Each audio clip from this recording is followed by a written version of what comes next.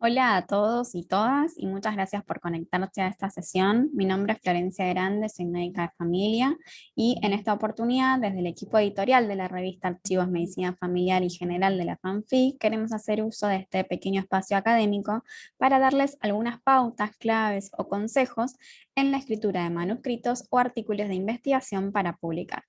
Para eso elaboramos unos 7 pasos secuenciales que consideramos que deberían considerar en la escritura científica de la introducción de ese manuscrito para que puedan tener éxito en el proceso de evaluación por pares. Ante todo, lo que tenemos que decir es que la introducción, además de ser el inicio y la presentación del trabajo, es por sobre todas las cosas una contextualización teórica de la pregunta de investigación en cuestión del trabajo que va a desarrollarse después en el trabajo o que va a ser respondida mediante la implementación del trabajo. Entonces, de alguna manera la introducción viene a ser la presentación de una pregunta de investigación concreta y específica. Por eso la introducción debería ser breve, cortita, concisa y escrita en presente. De alguna manera, esta sección viene a responder la pregunta de por qué qué es lo que ha motivado a hacer este trabajo o por qué se ha hecho este trabajo. Y de por sí trae el interés del contexto científico de la importancia de la temática del trabajo y por supuesto que también da cuenta de la lectura previa al proceso de investigación. Entonces, lo que hicimos es elaborar 7 pasos secuenciales como claves para no fallar en la escritura y que tienen que ver con 3 dimensiones: la estructura de la escritura científica, el contenido y el énfasis narrativo. El primer ítem o clave del que tenemos que mencionar es en relación a la bibliografía. De alguna manera se llama estado del arte a la base teórica que sustenta el escrito, y lo primero importante es definir la bibliografía es esencial. De alguna manera da el marco general a tu temática en cuestión. Seguramente no somos los primeros hablando sobre el tema, entonces tenemos que ir a explorar qué es lo que ya existe, qué es lo que se conoce, qué es lo que está escrito sobre esta problemática o esta temática, y elegir citas actualizadas es clave.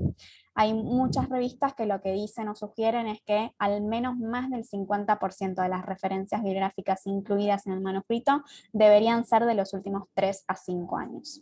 Otro tema que debemos mencionar para que tengan en consideración es que tenemos que aprender a incorporar el inglés en la búsqueda de bibliografía y en la lectura de bibliografía sobre la temática, porque obviamente por una cuestión de comodidad tendemos a ir al idioma español, pero la realidad es que hay muchísimas más publicaciones y cosas existentes en idioma inglés, por ejemplo.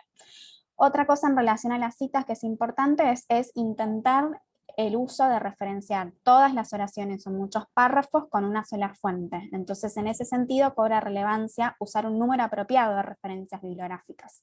No hay un número mágico, pero muchos dicen que una introducción debería tener por lo menos unas 10 o 12 citas.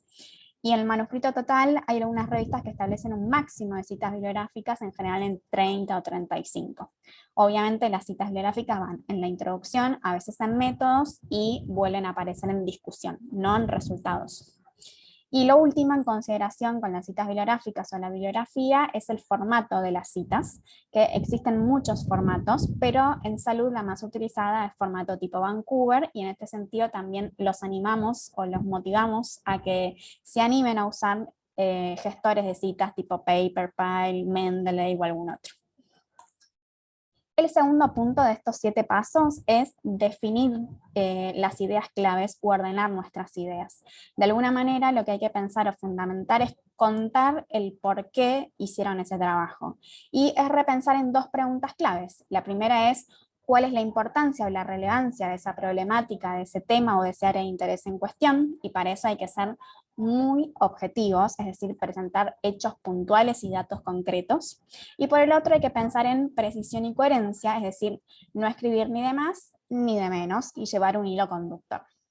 Y la segunda pregunta que nos sirve para definir las ideas claves es preguntarse qué intenta resolver el trabajo de investigación o el trabajo puntual, y para eso hay que pensar en ser comprensivo e independiente. Es decir, que basta con que una persona ajena al proyecto o al manuscrito lea rápidamente, tipo evaluación de pares, lector externo, amigo, conocido, pero ya tiene que entender de qué va el estudio leyendo la introducción. El tercer paso tiene que ver con una secuencia lógica de la escritura científica, y en ese sentido se habla de una terminología de que vamos de lo más grande a lo más pequeño. Entonces vamos de lo más general a lo más particular o preciso, concreto, chiquito.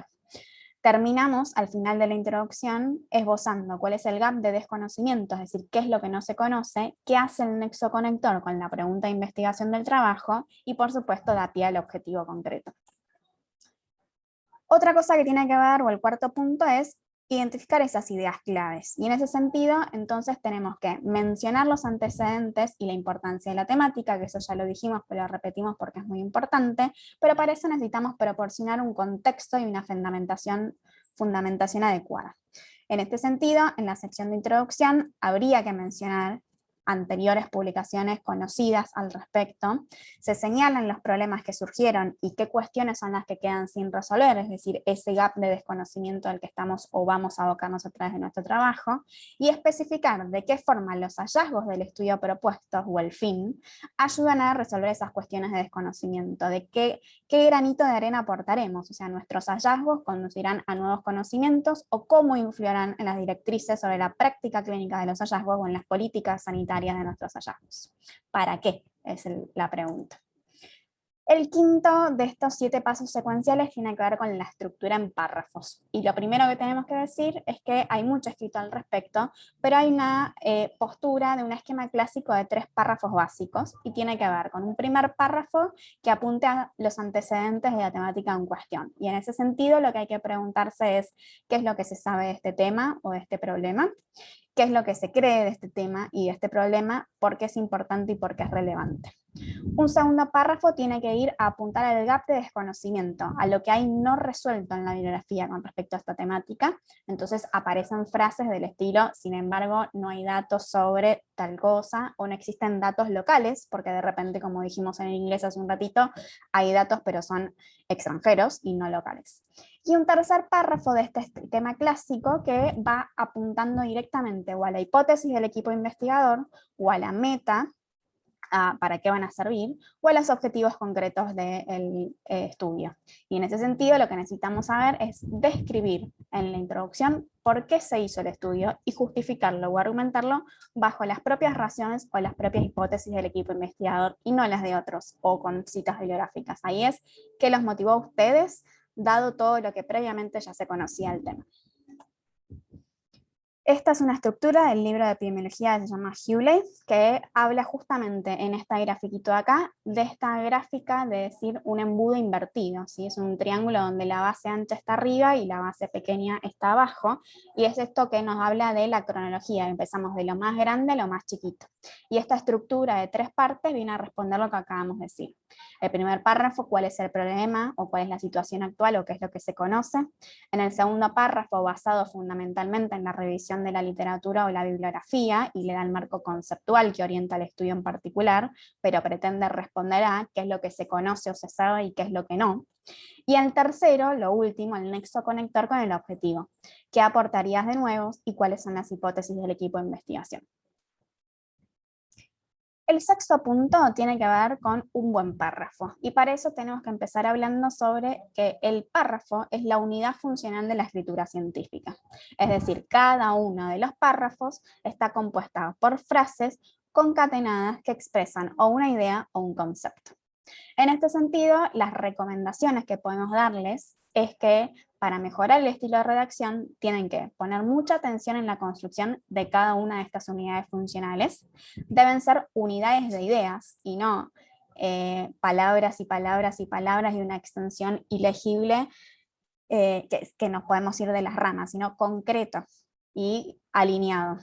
Entonces, para poder alinearlo, necesitamos vincular los párrafos con una línea coherente de argumentos y, por supuesto, evitar o intentar evitar descripciones poco concisas, exceso de retórica en la escritura y, sobre todo, el proclamar conclusiones no fundamentadas. Una vez más, hablando de los párrafos, entonces se apuntará a acá a expresar algunos de los errores o los vicios gramaticales que como equipo editor vemos con más frecuencia en los que todos recaemos, porque también se aprende haciendo.